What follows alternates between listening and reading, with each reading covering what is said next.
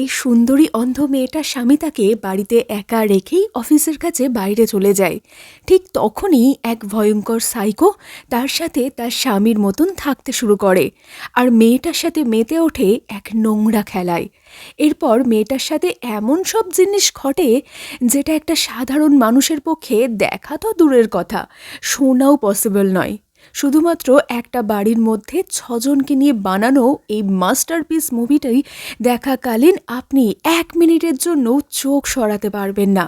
শেষমেশ কী হয়েছিল মেয়েটার সাথে সেটাই দেখব আজকের ভিডিওতে।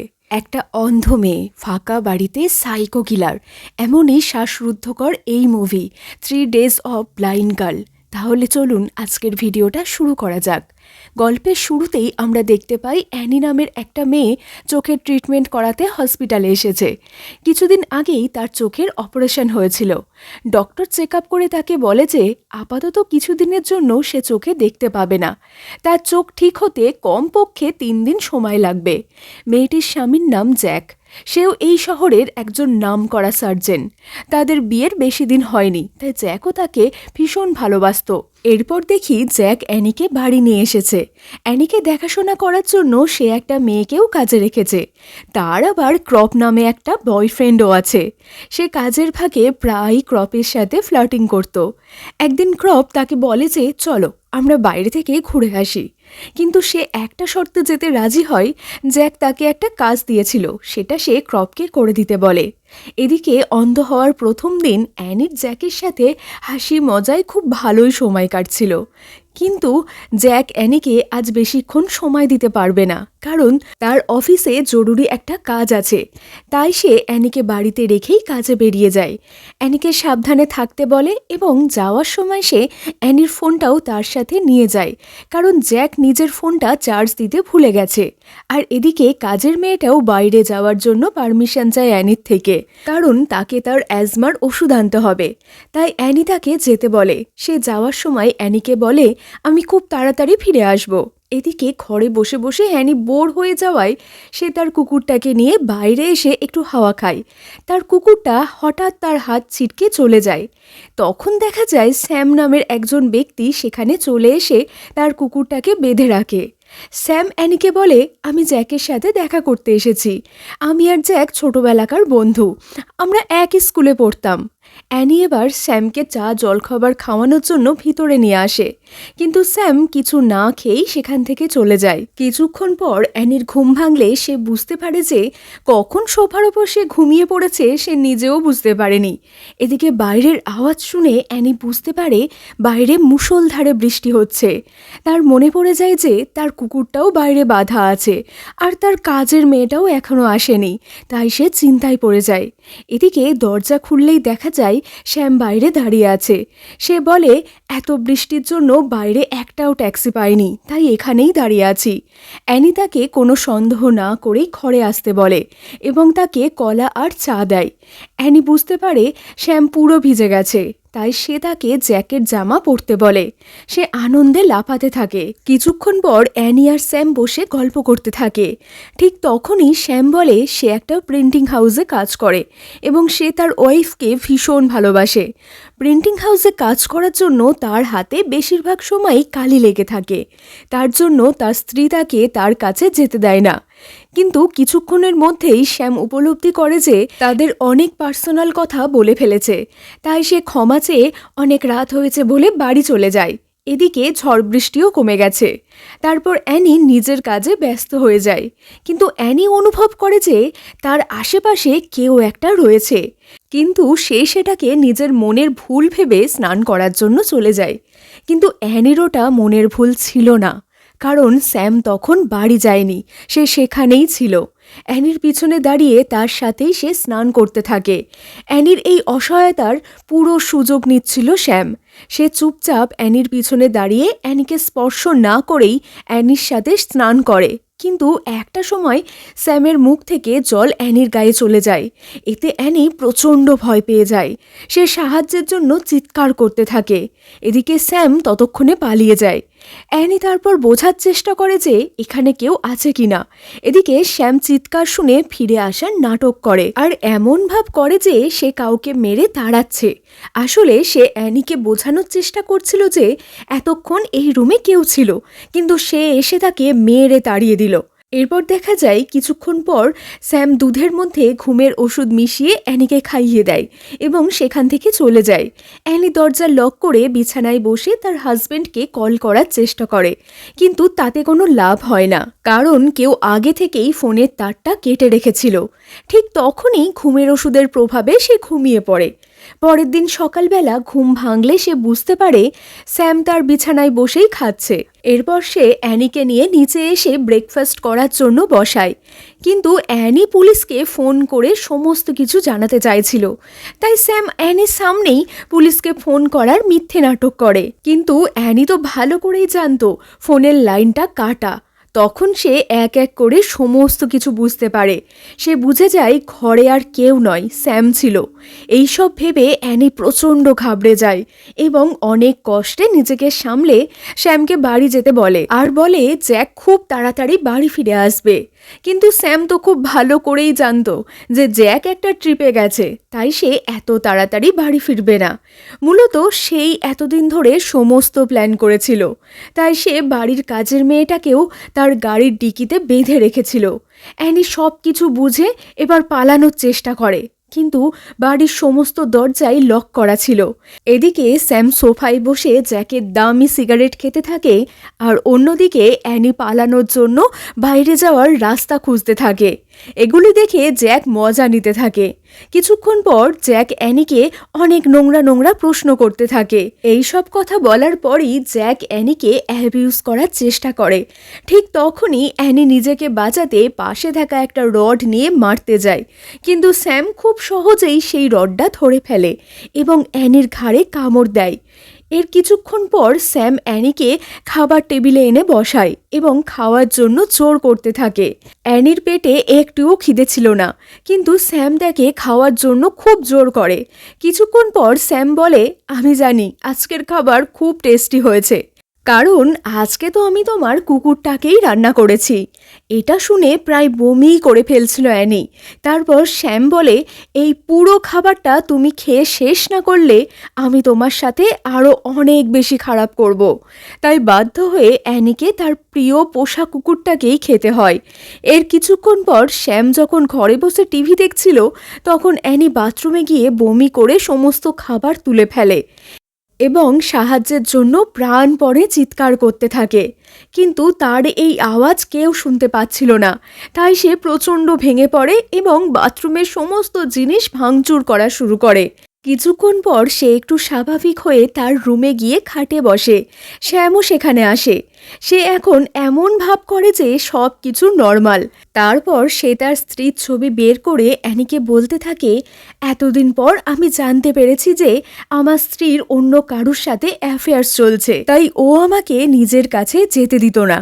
যাই হোক, এরপর স্যাম তার সমস্ত শরীর ম্যাসাজ করায় এবং অ্যানির হাতে খাবার রেখে খেতে থাকে। তখন অ্যানির মাথায় একটা বুদ্ধি আসে। সে অ্যাজমা অ্যাটাকের নাটক করে আর তার কাজের মেয়ের নাম নিতে থাকে। তখন স্যাম আর কোনো উপায় না পেয়ে গাড়ির ডিকিতে যায় কাজের মেয়ের কাছ থেকে অ্যাজমার ওষুধ নিতে, কিন্তু সেখানে দেখে কোনো ওষুধই নেই, কারণ মেয়েটি ওষুধ নিতে যাওয়ার আগেই স্যাম তাকে কিডন্যাপ করেছে। তাই আর কোনো রাস্তা না পেয়ে স্যাম নিজেই গাড়ি নিয়ে ওষুধ আনতে যায়, কিন্তু যাওয়ার আগে সে অ্যানিকে একটা রুমে লক করে রেখে দিতে যায়। কিন্তু অ্যানিও চালাকি করে তার জামার একটা অংশ দরজার সাথে আটকে দেয়, যাতে শ্যাম চলে যাওয়ার পর সে সহজেই দরজা খুলে বের হতে পারে। তার এই প্ল্যানটা কাজও করে। এরপর সে বাইরে এসে দরজা খোলার জন্য চাবি খুঁজতে থাকে, কিন্তু স্যাম আগেই বুদ্ধি করে সমস্ত চাবি ভেঙে রেখে দিয়েছিল। এরপর অ্যানি তার হাজবেন্ডের মোবাইল নিয়ে কল করার চেষ্টা করে, কিন্তু তার মোবাইলে আগে থেকেই তো কোনো চার্জ ছিল না। এটা দেখে অ্যানি প্রচণ্ড কাঁদতে থাকে। এরপর হঠাৎ করে মোবাইলের চার্জারের কথা তার মনে পড়ে যায় এবং সে মোবাইলে চার্জ দেওয়ার জন্য ব্যাটারিটা নিয়ে উপরে যাওয়ার সময় শ্যাম চলে আসে। এতেই ভয় পেয়ে অ্যানি সিঁড়ি থেকে নিচে পড়ে যায়, কিন্তু অ্যানি কোনোভাবেই চাইছিল না যে শ্যাম কিছু বুঝতে পারুক, তাই সে মোবাইলের ব্যাটারিটা নিয়ে কোনো উপায় দেখতে না পেয়ে তার পোশাকের ভিতরে ঢুকিয়ে দেয়। শ্যাম এসে অ্যানিকে পড়ে থাকতে দেখে তাকে নিয়ে বিছানায় শুইয়ে শ্যাম বাইরে চলে যায়। তখনই অ্যানি ব্যাটারিটা চার্জে বসানোর সুযোগ পেয়ে যায়, কিন্তু কিছুক্ষণ পরেই শ্যাম আবার রুমের ভিতরে চলে আসে এবং অ্যানির সাথে অনেক রাগারাগি করতে থাকে, কারণ এতক্ষণে শ্যাম জানতে পেরে গেছে যে এই অ্যাজমার ওষুধগুলো ছিল কাজের মেয়েটার, অর্থাৎ অ্যানি যে তার সামনে অ্যাজমার নাটক করেছিল সেটা শ্যাম বুঝে গেছে। তাই সে অ্যানিকে শাস্তি দেওয়ার জন্য তার সামনে একটা টুইস্ট রিভিল করে। সে বলে যে আসলে আমার স্ত্রীর যার সাথে অ্যাফেয়ার্স চলছে সে আর কেউ নয়, বরং তোমার প্রিয় স্বামী জ্যাক। 2 বছর ধরে আমি এই সম্পর্ক সহ্য করে এসেছি, কারণ আমি ভাবতাম আমার স্ত্রী একদিন না একদিন ভালো হয়ে যাবে, সে নিজের ভুল বুঝতে পারবে। কিন্তু কিছুদিন আগেই জ্যাক তার সাথে থাকাকালীন আমার স্ত্রীর হার্ট অ্যাটাক করে মারা গিয়েছে। জ্যাক নিশ্চয়ই তার সাথে খারাপ কিছু করেছে, তাই বদলা নেয়ার জন্য এই একই কাজ আমি তোমার সাথে করব। কিন্তু অ্যানি স্যামের কোনো কথাই বিশ্বাস করে না।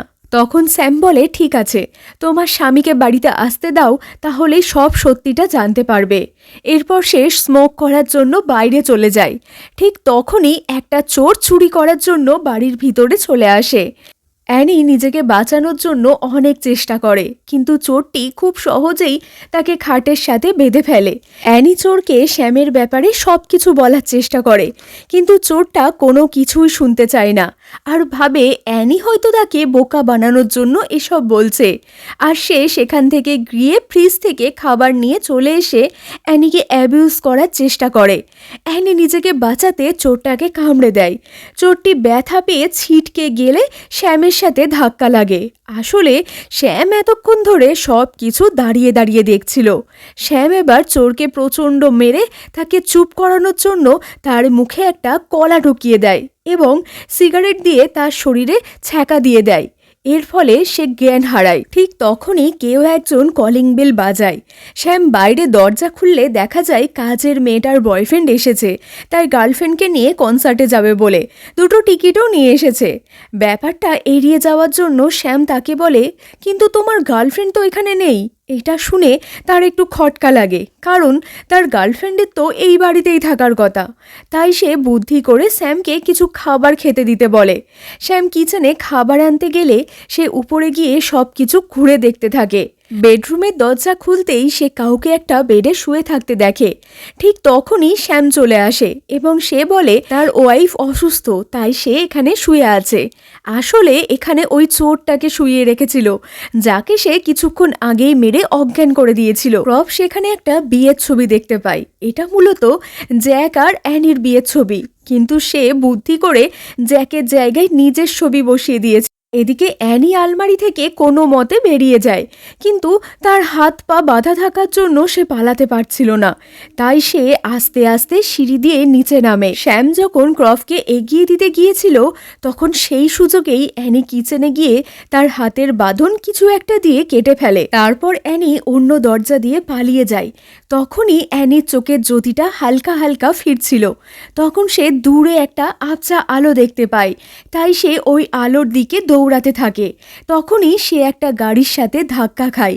তারপর গাড়িতে উঠে গাড়ির ড্রাইভারের হাত ধরে সে বুঝতে পারে এটা একটা মেয়ে। তখন সে খুশি হয়ে যায় এবং সে ভাবে এতক্ষণে হয়তো সে রক্ষা পেয়েছে। এই গাড়ির মধ্যেই আসলে শ্যাম বসেছিল, আর ওই কাজের মেয়েটার বডিটাকে কাজে লাগিয়ে সে এটা করেছিল। এবার সে অ্যানিকে গাড়িতে বসিয়ে আবার বাড়িতে নিয়ে চলে যায়।